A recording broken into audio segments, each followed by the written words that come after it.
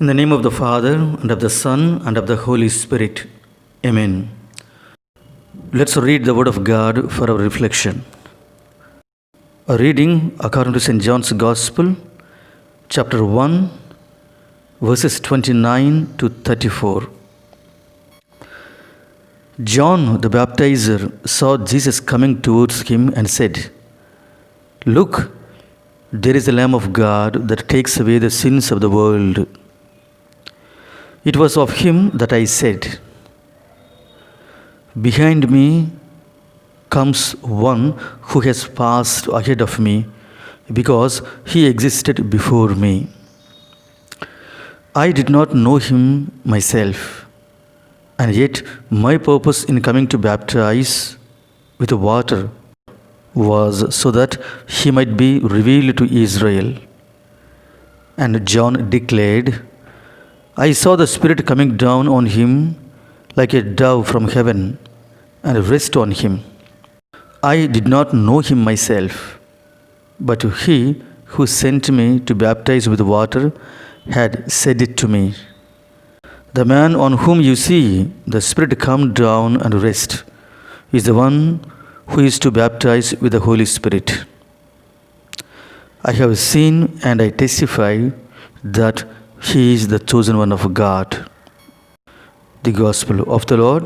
Praise to Lord Jesus Christ. Let's reflect upon the Word of God. My dear brothers and sisters in Jesus Christ,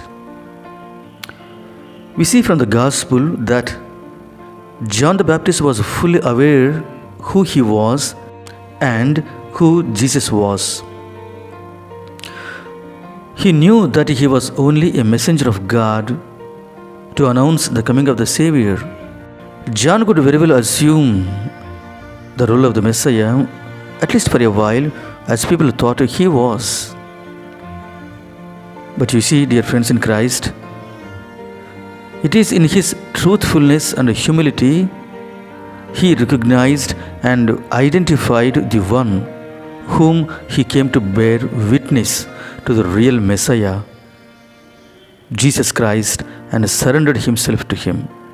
According to St. John, Jesus is both the Son of God and the Lamb of God. As the Son of God, he is from eternity. He is the creator of the universe and the author of everything that exists. And secondly, as Lamb of God, he is the meek and humble victim of sacrifice for the sins of the people. Yes, dear friends, Christ, the Son of God and the creator of the universe, would become a lamb to be sacrificed, and with his blood he would redeem the world.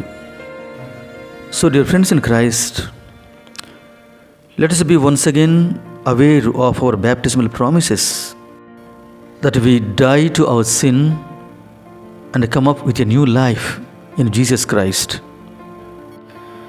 As we are sharing in the sufferings of Christ, so also God has given us the privilege that we also share in his resurrection too. So the baptism of Jesus stands for a sign that we are born with a new spirit in him, and that we share in his triple ministry, a priest, prophet, and a king. So let our lives also be in the way of the Lord, in his truthfulness and justice, the humility and meekness. So let us ask the Lord to make us worthy of our baptismal promises. Let us pray. Heavenly Father, we thank you for your countless blessings in our lives. Thank you for speaking to us through your precious word.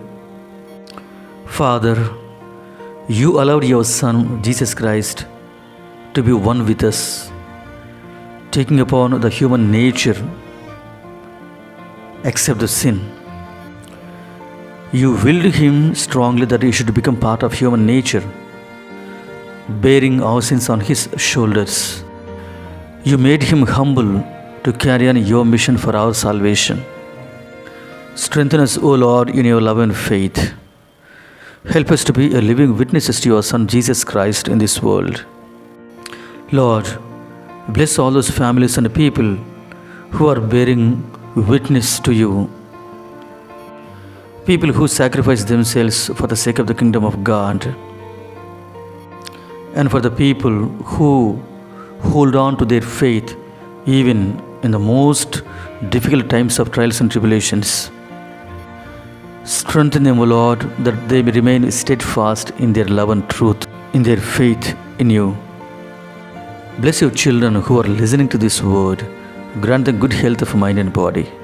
Lord, may this new year bring peace and joy in their families. We make this prayer through Christ our Lord. Amen.